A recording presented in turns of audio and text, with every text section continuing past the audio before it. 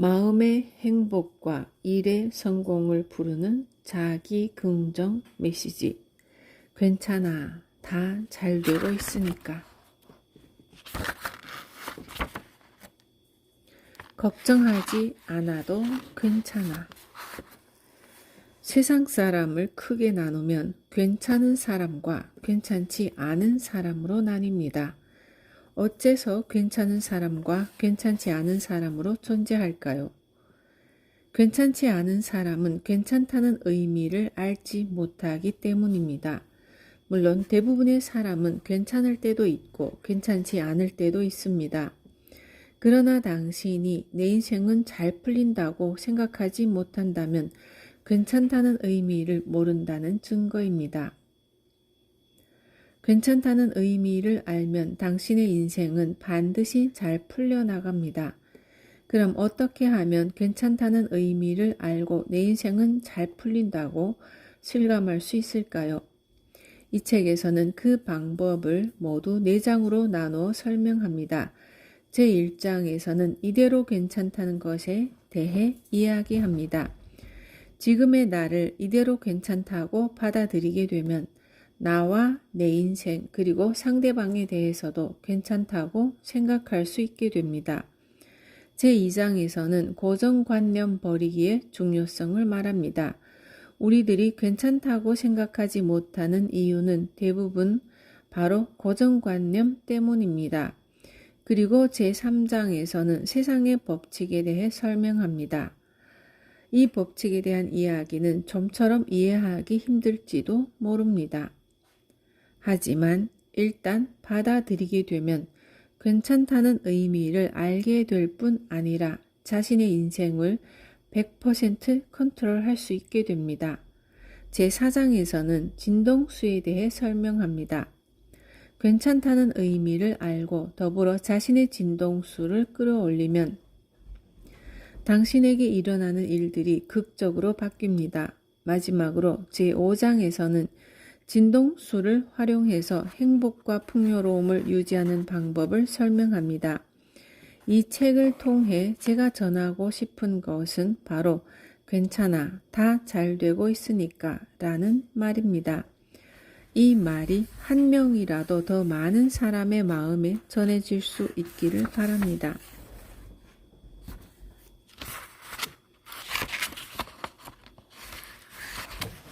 제1장 지금 이대로 괜찮다. 괜찮다고 생각하지 못하는 것이 불행이다. 이 세상에서 가장 불행한 사람은 자신이 괜찮다고 생각하지 못하는 사람입니다. 자신에게 괜찮아 라고 말해줄 수 있는 사람이 주위에 한 명도 없을 때는 더욱 불행합니다. 인간은 원래 모두 괜찮은 존재로 만들어졌습니다. 학교 성적이 나쁜 사람도 운동회에서 꼴찌인 사람도 그대로 행복해질 수 있도록 태어났습니다. 그런데 산수를 못하면 안 돼 라든가 운동신경이 둔하네 라는 말을 듣게 되면서 스스로를 괜찮지 않다고 여기게 되죠. 전 아직 한참 멀었습니다. 라는 자세로 살아가는 사람을 겸허하다고 하는데 겸허란 자신만만한 사람이 자신을 내세우지 않는다는 뜻입니다. 자신 없는 사람이 자신을 낮추는 것은 겸허가 아니라 비굴함입니다. 겸허하게 사는 사람과 비굴하게 사는 사람의 삶의 겸허하게 사는 사람과 비굴하게 사는 사람은 삶의 결과에 차이가 생깁니다. 그와 마찬가지로 괜찮다고 생각하며 사는 사람과 괜찮지 않다고 생각하며 사는 사람은 인생이 전혀 다르게 전개됩니다. 식당에서 덮밥 3개요 라고 주문하면 덮밥이 3그릇 나옵니다. 이렇게 많이 못 먹어요 라고 말하고 싶어도 당신이 주문했으니 그 값을 치러야 하는 사람도 당신입니다. 마찬가지로 하늘을 향해 괜찮지 않아 라고 말하면 괜찮지 않은 일이 따라옵니다. 그러므로 우선은 자신이 괜찮다는 사실을 아는 것, 그리고 주변 사람에게도 괜찮아 라고 말해주는 것이 중요합니다. 갓 태어난 아이들은 모두 괜찮다고 생각하며 세상에 첫 발을 내딛습니다. 그리고 부모도 건강하게 태어난 것만으로도 행복하다고 여기죠. 그런데 이것도 못해? 라든지 이게 안 되면 어떡해? 라는 말을 하며 키우면 그 아이는 점점 스스로를 그리고 자신의 인생을 믿지 못하게 됩니다. 그러므로 부모가 아이에게 최우선으로 해주어야 할 말은 너는 지금 그대로 괜찮아 라는 말입니다. 지금부터 자신이 괜찮다는 사실을 받아들이세요. 그리고 소중한 사람에게 괜찮아, 괜찮아 라고 말하기 시작합시다. 너 요새 어때? 나야 괜찮지? 쉽게 질리는 성격은 재능이다. 괜찮다고 생각하지 못하는 이유는 자신에게 결점이 있다고 여기기 때문입니다. 예를 들어 저는 쉽게 질리는 성격입니다. 세상 사람들은 이런 성격을 결점이라고 생각할지도 모르지만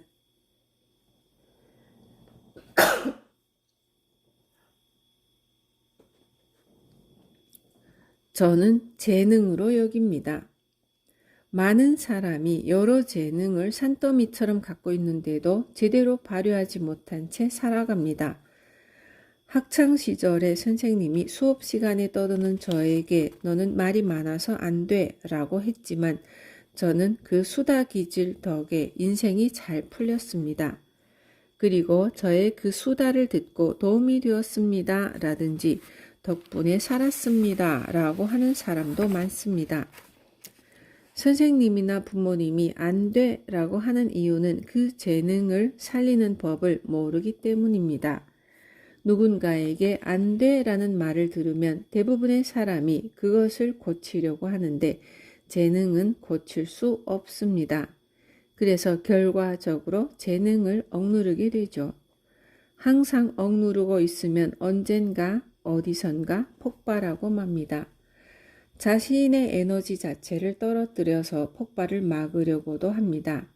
이렇게 되면 행동하는 데 필요한 욕망이나 활동할 때 필요한 에너지도 함께 가라앉게 됩니다. 100%인 것을 20%만 쓰려고 하면 자신의 에너지 전체를 100에서 20으로 떨어뜨릴 수밖에 없죠. 그렇게 되면 사람은 무기력해지고 맙니다.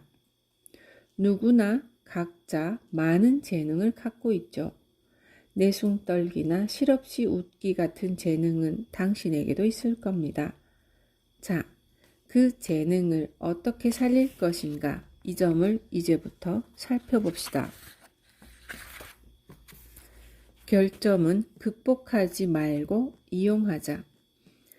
저에게는 실증을 잘 내거나 수다를 잘 떠는 것과 같은 훌륭한 재능이 많은데 그 밖의 재능 중 하나가 한자를 못 외운다는 것입니다. 한자를 읽는 데는 어려움이 없지만 쓰려고만 하면 한자가 까만 점으로 밖에 기억나지 않습니다. 훌륭한 사람에게도 결점은 있다고들 하지만 그런 뜻이 아닙니다. 내가 못하는 것이 있다는 사실을 알기 때문에 남도 못하는 것이 있다는 점을 이해하게 된다는 것을 말하는 것입니다. 그래서 누가 무언가를 하지 못하면 그 사람에게 가르쳐주자가 아니라 해주자고 생각합니다. 대신 제가 할 수 없는 일은 남에게 부탁하여 해결합니다. 할 수 있는 일은 흔쾌히 받아들이고 할 수 없는 일은 부담 없이 부탁합니다.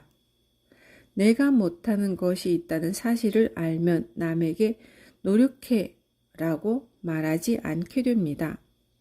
노력해도 할 수 없는 일이 있다는 사실을 알기 때문이죠. 다른 사람은 못하지만 내가 할 수 있는 일은 대신 해주면 됩니다. 저에게 한자 외우기는 남에게 아무리 배워도 스스로 아무리 노력해도 도저히 할 수 없는 일입니다. 이렇게 불가능한 일을 저는 재능으로 여깁니다. 하지만 많은 사람은 이를 재능이라고 생각하지 않습니다. 게다가 자신이나 주변 사람이 할 수 있으면 누구나 노력으로 가능하다고 단정을 짓습니다. 또 자신이 할 수 없는 것은 재능이 아니라 최대 단점이나 결점으로 여기고 극복하려고 노력하죠. 내가 할 수 없는 것은 극복할 필요가 없습니다. 극복하지 말고 이용하는 법을 생각해 내면 됩니다. 한자를 모르면 한자 사전을 찾거나 옆 사람에게 물으면 해결됩니다. 이런 식으로 내가 할 수 있는 일은 해주고 할 수 없는 일은 부탁해서 해결하면 나의 장점도 잘 보이는 동시에 남의 장점도 잘 알게 됩니다. 그러므로 나 자신에게 더 온화해지고 남도 더 잘 이해할 수 있습니다. 결점은 극복하는 것이 아니라 이용하는 겁니다. 절대 스트레스 받지 마세요. 할 수 없는 일은 남에게 부탁하면 되니까요. 너 이거 잘하니? 나는 정말 재주가 없어. 도와줘. 보물은 쓰레기 안에 숨어 있다. 어느 회사를 가도 적응하지 못했다라고 말하는 사람이 독립하여 자신의 회사를 차리고 엄청난 성공을 거두는 경우가 있습니다. 그러므로 어느 회사를 가도 적응을 못한다는 것 역시 재능입니다. 당신이 재능이 아니다 라고 생각하는 것에 실은 대단한 재능이 숨어 있습니다. 이런 사실을 깨달으면 눈앞에 있는 보물섬의 존재를 알게 됩니다. 저의 제자가 된 사람들도 회사 경영을 시작할 때 부모나 형제들로부터 경영자는 아무나 되는 줄 알아 라는 말을 들었다고 합니다. 하지만 결국 훌륭한 경영자가 되어 지역에서 발표하는 고액 납세자 명단에 실릴 정도로 이익을 낼 수 있게 되었죠. 자신의 재능을 잘 살렸기 때문입니다. 그들이 가진 재능은 다른 사람들이 보면 쓰레기처럼 보일지도 모르지만 제가 보기에는 보물입니다. 그래서 주위 사람들에게 이런 건 고쳐라든지 그런 거 관둬라는 말을 들은 사람에게 저는 괜찮아요 혹은 지금 그대로도 좋아요 라고 말해줍니다. 즉 자신의 재능에 눈뜨게 하고 그 재능을 살리는 법을 가르쳐주는 것이 중요합니다. 다만 칼의 손잡이가 아닌 칼날을 쥐면 손이 베이듯이 재능을 잘못 살리면 사람을 다치게 할 수 있습니다. 예를 들어 급한 성미를 못 이겨 남을 닥달하면 상대방의 마음에 상처를 줍니다. 이런 점에만 주의를 기울인다면 급한 성질을 잘 활용하여 일을 빨리 처리할 수 있습니다.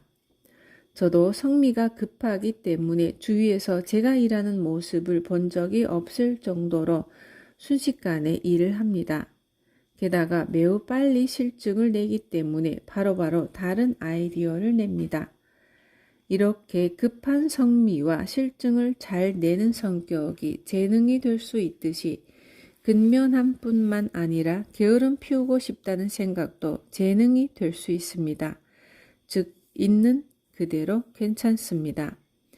지금 그대로의 자신에게 눈을 뜨고 그 모습 그대로 잘 살리는 법을 찾아내면 그것으로 충분합니다. 누구나 보물섬을 갖고 있습니다. 대부분 깨닫지 못하고 활용 방법을 모르는 것일 뿐이죠.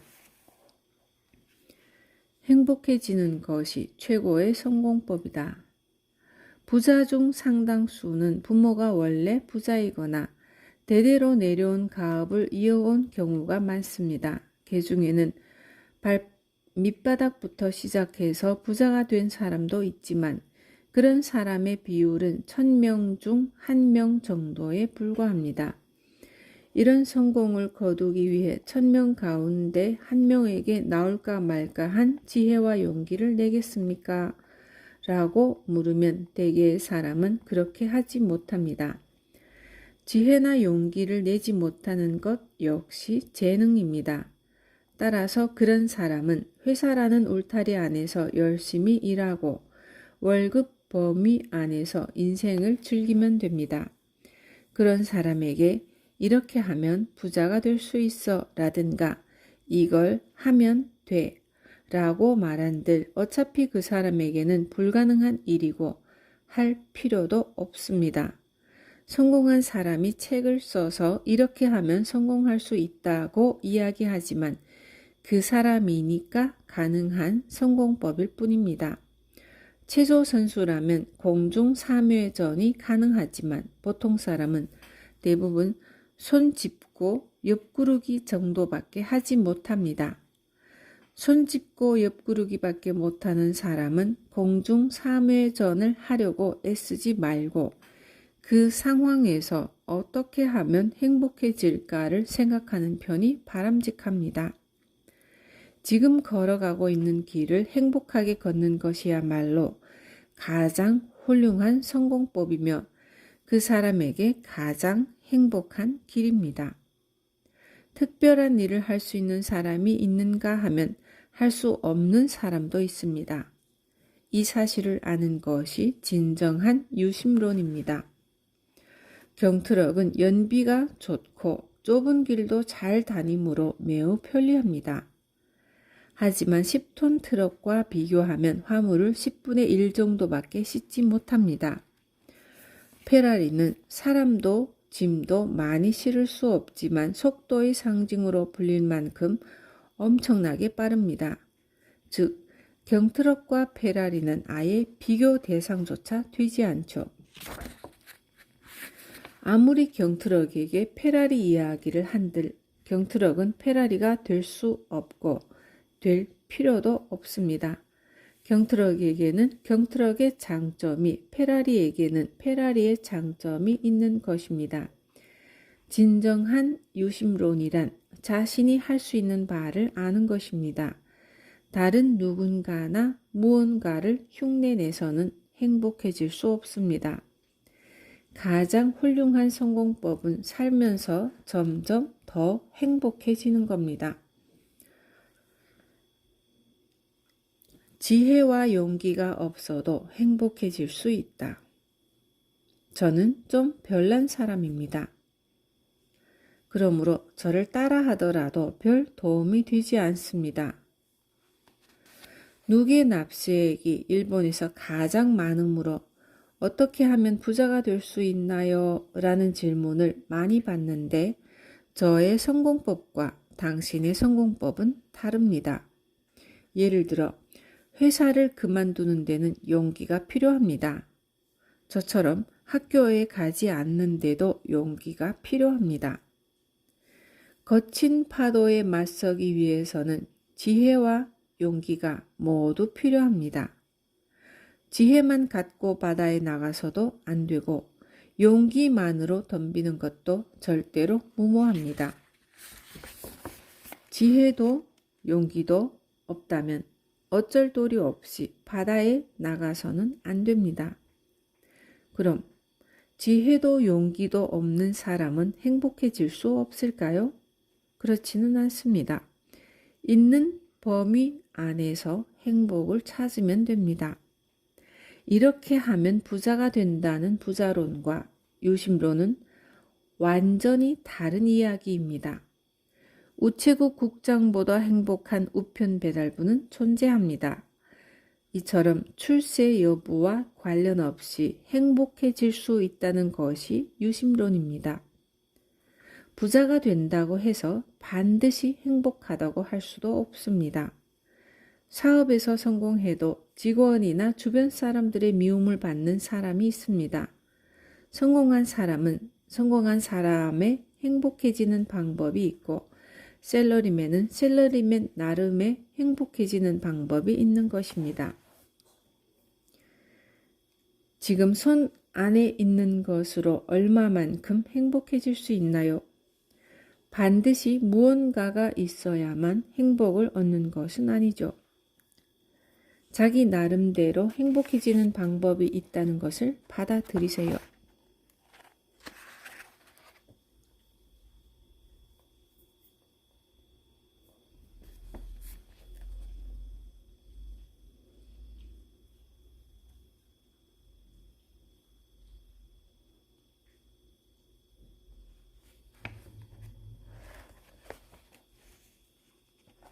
괜찮다고 인정해야 성장할 수 있다.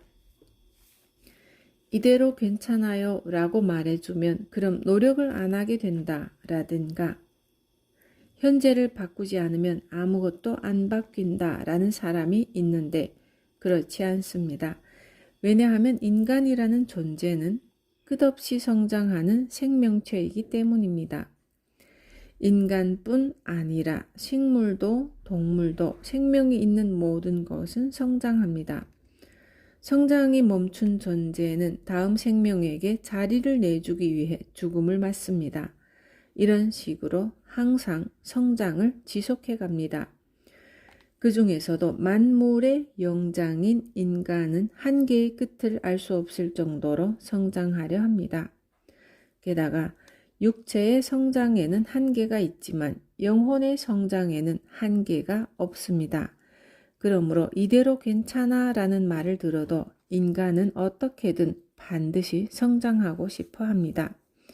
오히려 이대로 괜찮아 라고 있는 그대로의 자신을 인정받을 때야말로 인간은 본래의 장점과 역할을 깨닫고 그 재능을 충분히 발휘할 수 있습니다.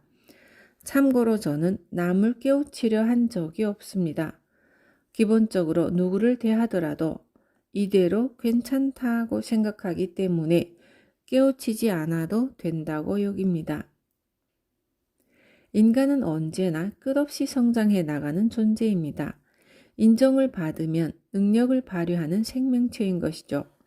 내 존재를 편하게 받아들일 때에야 비로소 성장할 수 있습니다.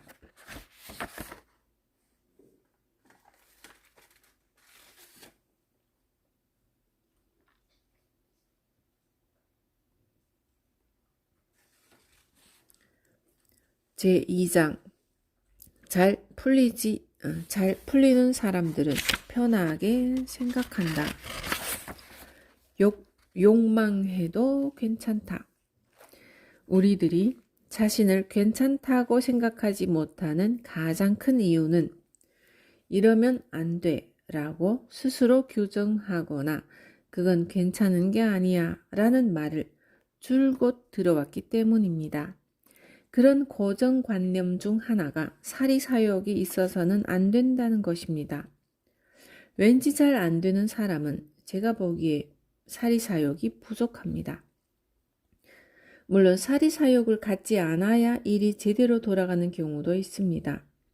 예를 들어 장관이나 공무원의 업무는 공정해야 합니다.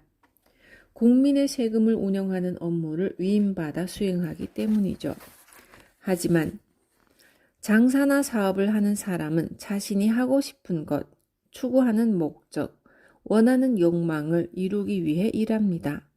거기서 한 걸음 더 나아가 좀 더 가치 있는 성공을 거두고 싶다는 꿈을 꾸면 자연과 세상을 생각하고 인류 전체를 고려하게 되죠.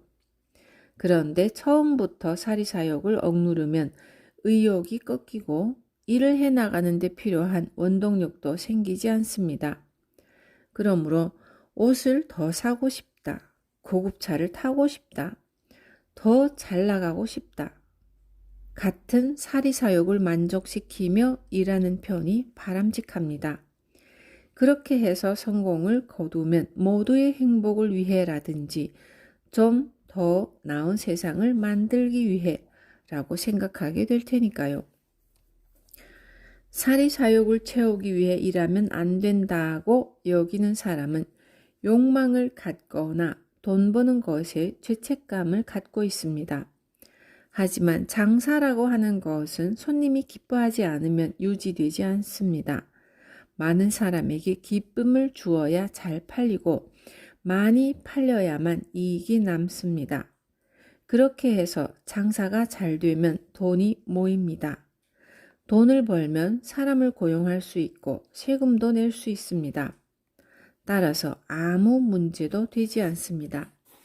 그런데도 부자는 나쁜 놈이라고 멋대로 단정을 짓는 사람이 있습니다. 분명 나쁜 부자도 있겠지만 모든 부자가 나쁘지는 않습니다. 사리사욕만 채우고 상대방이나 주위를 전혀 개의치 않는 것은 바람직하지 않죠.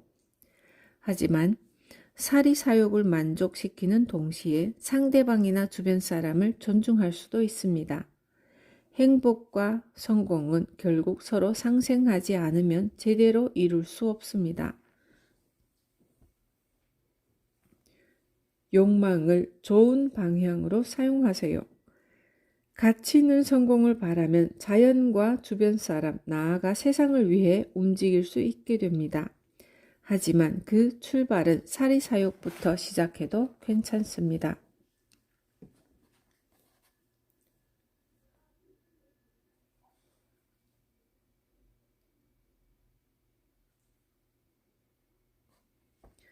좋아하는 일만 해도 세상은 잘 굴러간다.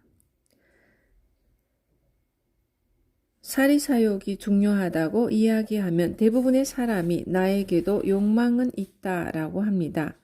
그런데 그런 사람들과 자세히 대화를 나눠보면 그 정도로는 욕망이 한참 부족한데 라는 생각이 듭니다. 저는 좋아하는 일이 아니면 하지 않습니다. 좋아하는 일만 하고 원하는 것만 말합니다. 여기까지는 나도 그래 라고 생각하는 사람이 있겠죠. 저는 거기서 한 걸음 더 나아가 회사에도 출근하기 싫다고 말합니다. 그러면 다들 회사에 출근하지 않으면 업무를 못해요 라고 하는데 저를 대신해서 일해줄 사람을 고용하면 제가 회사에 가지 않아도 해결된다고 생각합니다. 이렇게 말하면 그래도 사장이 회사에 안 나가면 사원들이 일을 하지 않는다는 반응이 돌아옵니다. 그러나 저는 부지런한 사원을 고용하면 사장이 회사에 나가지 않아도 업무를 빈틈없이 처리해 준다고 믿습니다.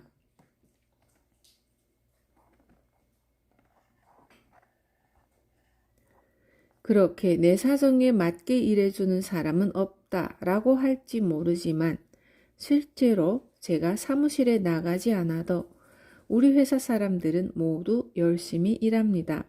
어떤 일이든 주인이 보든 안 보든 그 일을 아주 좋아하는 사람이 있기 마련입니다. 예를 들어 벼농사도 지금은 기계화 덕분에 몇십 명이 할 일을 혼자 할 수 있습니다.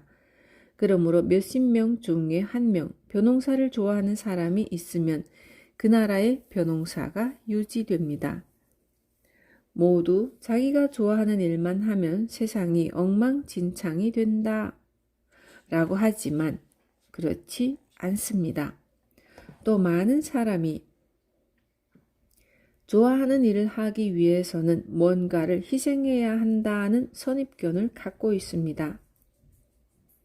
하지만 제가 보기에 그렇게 생각하는 이유는 욕망이 부족하기 때문입니다. 제가 좋아하는 일만 하고 원하는 것만 말한다 라고 하면 대부분의 사람은 원하는 것만 말하다가는 다른 사람에게 미움받는다고 생각합니다. 아니면 미움받아도 좋으니 내가 원하는 걸 하겠다라고 생각하는데 그런 뜻이 아닙니다. 좋아하는 일을 하고 원하는 것을 말하면서도 호감을 얻으면 됩니다. 미움받아도 좋다는 말은 욕망이 부족하다는 반증입니다. 꿈을 이루기 위해서는 일정 부분을 포기하거나 버려야 한다는 생각 또한 욕망이 부족한 탓이죠. 2마리 토끼를 쫓다가 1마리도 못 잡는다고 생각할 수도 있지만 일석이조나 일거양득 더 나아가 일망타진이라는 말도 있다는 뜻입니다. 자기 욕망부터 철저히 탐구해 보십시오. 원하는 일은 누구나 기분 좋게 할 수 있으니까요. 재능 컨트롤만 잘하면 잘 풀린다. 용기 없는 사람이 나도 노력해서 용기를 내자고 해도 대개는 평범한 수준에 그칠 뿐 보통 이상의 용기를 낼 수 없습니다. 그러므로 남을 따라하려 하지 말고 내 재능을 살리는 방향으로 생각하는 것이 바람직합니다. 예를 들어 급한 성미를 살리고 공격적인 성향을 활용하면서 여기서는 내 성격을 살려도 되지만 다른 상황에서는 안 돼 라는 식으로 컨트롤하면 반드시 일이 잘 풀립니다. 무슨 말이냐 하면 급한 성격이라는 훌륭한 재능을 업무에 활용하면 좋은 성과를 거둡니다. 그런데 업무가 바쁠 때는 그 재능을 자칫 일이 아닌 사람을 향해 내비치는 경우가 있습니다. 급한 성격으로 남에게 상처를 주면 업무에 쏟아붓는 자신의 재능도 단지 결점에 그치고 맙니다. 일본 전국시대의 3대 영웅 중 한 명인 오다 노부나가 역시 급한 성미와 공격적인 성향을 일하는 데만 활용했으면 좋았을 것입니다. 최측근인 아케치 미스히데에게 장하다, 이 모든 게 열심히 하는 내 덕분이다 라고 말해 주었다면 아케치도 기꺼이 충성을 다하고 천하통일 직전에 배신하지 않았겠죠? 다시 말해 오다 노부나가가 자신의 성격을 컨트롤하며 제대로 활용했다면 주변의 호감을 얻어 대업을 완성할 수 있었을 것입니다. 하고 싶은 말을 하고 원하는 일을 하면서도 남들에게 호감받는 인간이 되려면 자신의 재능을 잘 알고 적재적소에 살릴 수 있어야 합니다. 내 재능을 확실하게 이해하면 살릴 수 있습니다. 그것을 능숙하게 컨트롤하는 법을 생각한다면 말이죠.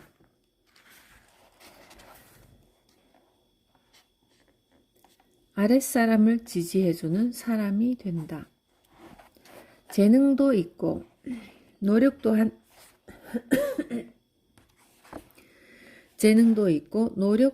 아끼지 않는 사람은 자신처럼 재능과 노력을 겸비한 사람을 좋아합니다.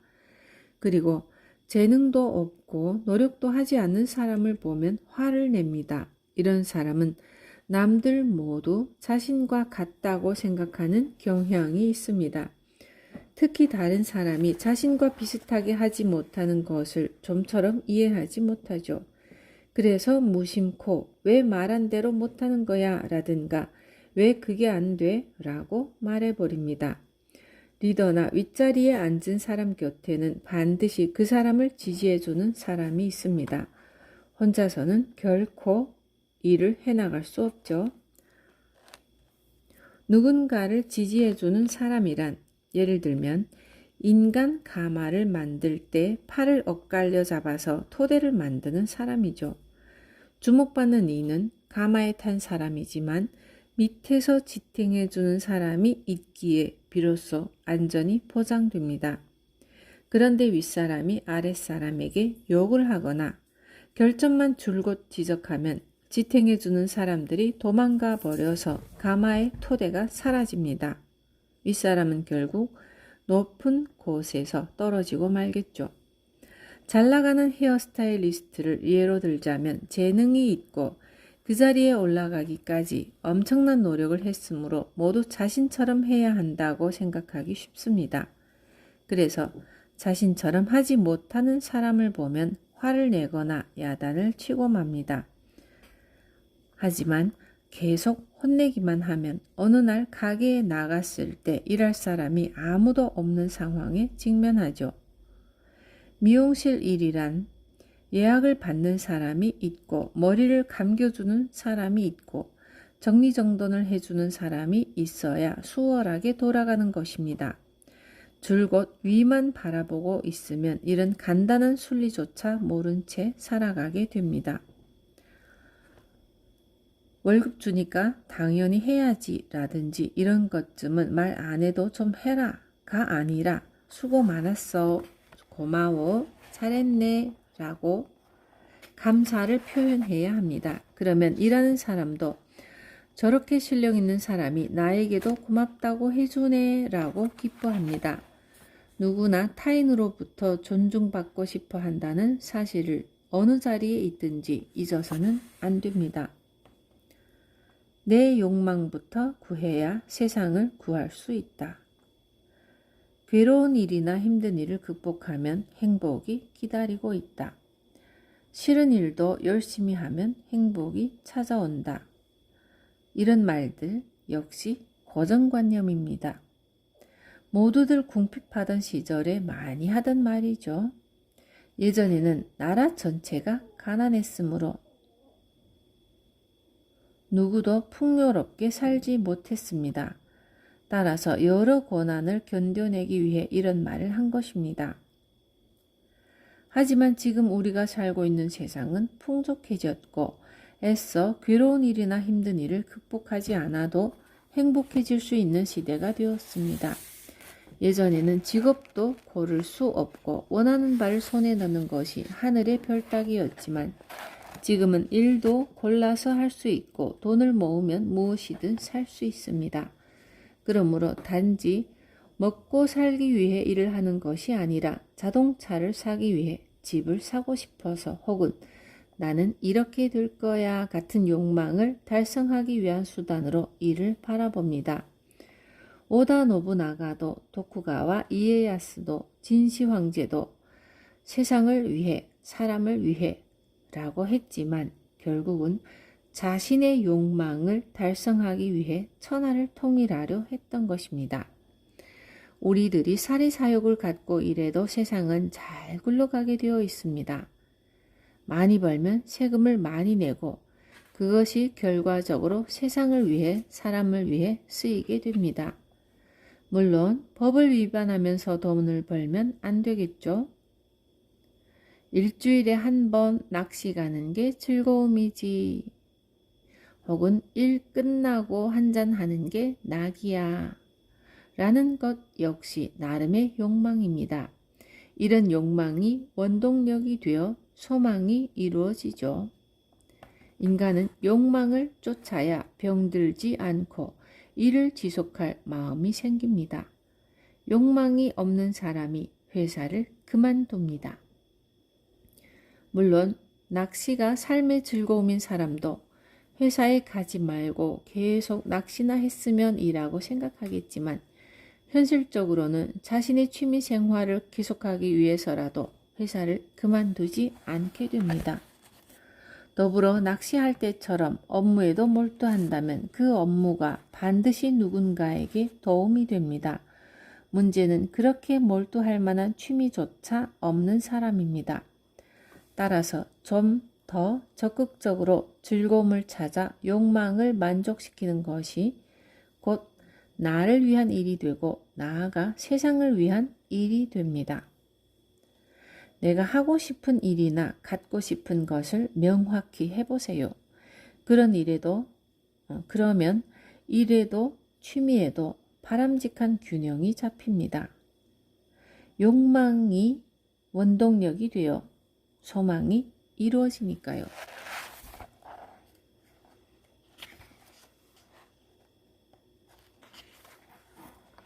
놀러 가기 위해서 열심히 일한다.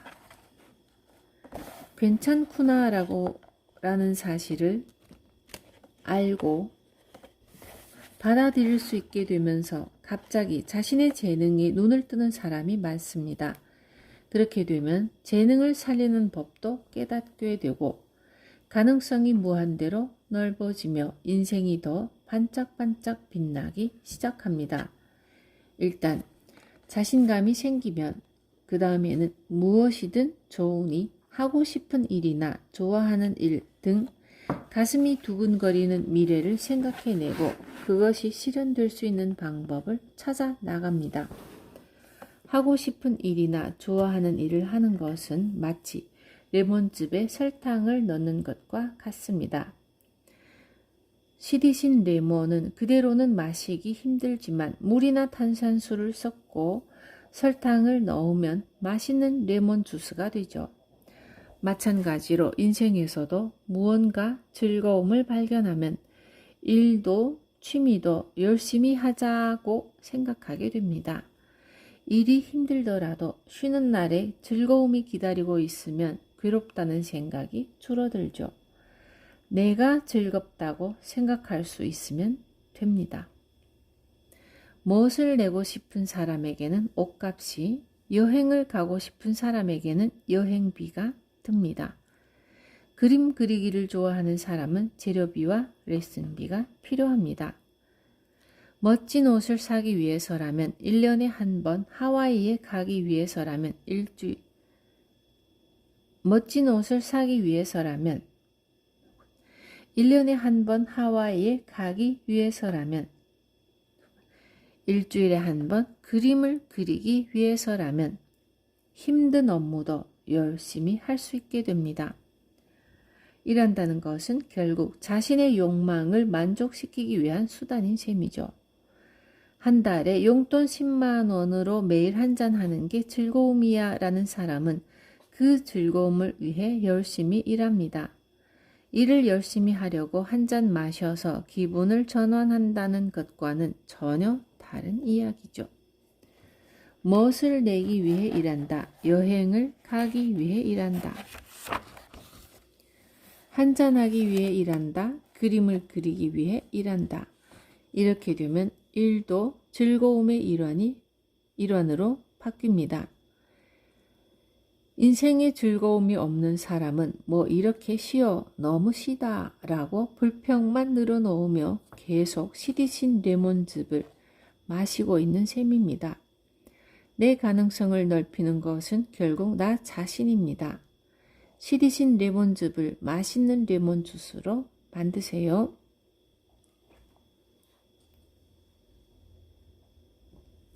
현재도 즐기고 노후는 더욱 즐길 거다. 왠지 인생이 잘 안 풀리는 사람 중에는 쉬거나 노는 것에 죄책감을 갖는 사람이 있습니다. 그런 사람들은 즐거움을 추구하면 안 된다고 생각합니다. 확실히 예전에는 근면함이나 자는 시간도 아껴서 일하는 것을 미덕으로 여겼습니다. 하지만 시대는 바뀌었습니다. 에도에서 교토까지 500여 킬로미터를 2주에 걸쳐 걸어갔던 에도 시대의 사고방식과 도쿄에서 오사카까지 신칸센으로 2시간 반이면 갈 수 있는 현대의 사고방식은 다릅니다. 옛날에는 인생 50년이라고들 했지만 지금은 100세 시대라고 합니다. 그야말로 2배의 세월을 살게 된 셈이죠. 그러니 예전 같으면 이 인생도 이제 끝인가 라고 생각할 때 이제는 지금껏 살아온 시간만큼 다시 한 생을 산다고 여겨야 합니다. 그러니 부부도 지금까지 살아온 방식 그대로 지내면 결국 서로 질려버려서 따분함을 느낍니다. 놀 때도 마찬가지입니다. 일할 때 무작정 하라고 하면 할 수 없듯이 갑자기 놀라고 하면 뭘 해야 할지 모릅니다. 근육을 쓰지 않으면 근력이 떨어지는 것과 마찬가지죠. 정년 퇴직한 뒤 시간이 많으니 이제 노세요 라는 말을 들어도 무엇을 하며 어떻게 놀아야 할지 모르는 사람이 많습니다. 그러므로 이제부터는 지금을 즐기고 나아가 노후도 즐길 수 있는 일을 생각해야 합니다. 할 수 있게 되면 한다가 아니라 할 수 있을 때 한다고 생각하세요. 나이가 얼마가 되건 일할 때도 놀 때도 즐길 수 있어야 인생이죠.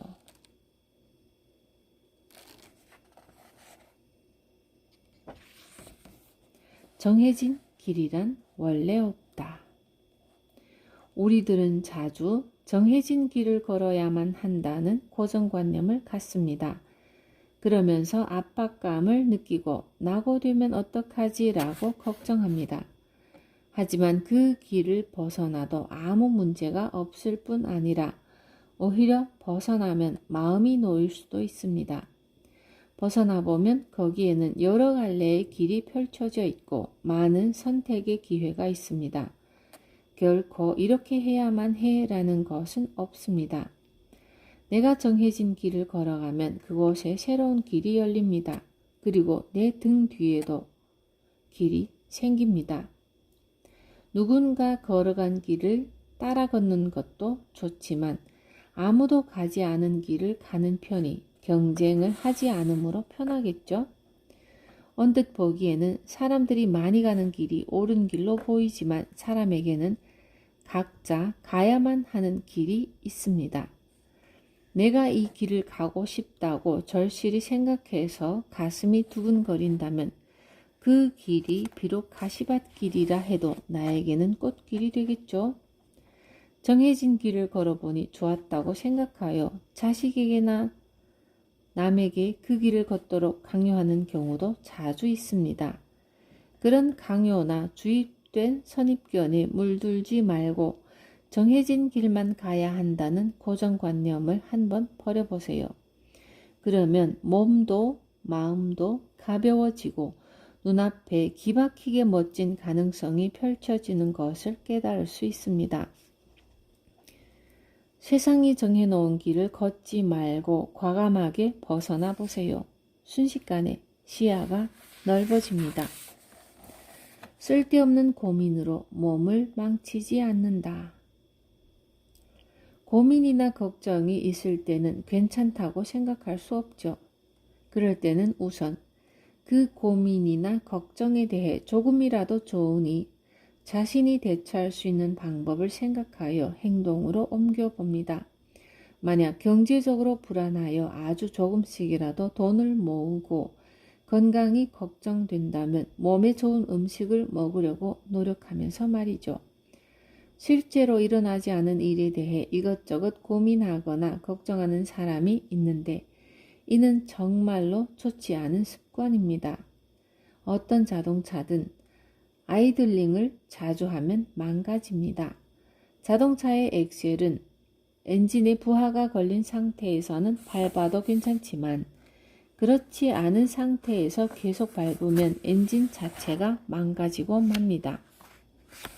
예를 들어 2톤을 실을 수 있는 차에 짐을 4톤을 실어도 달릴 수는 있습니다.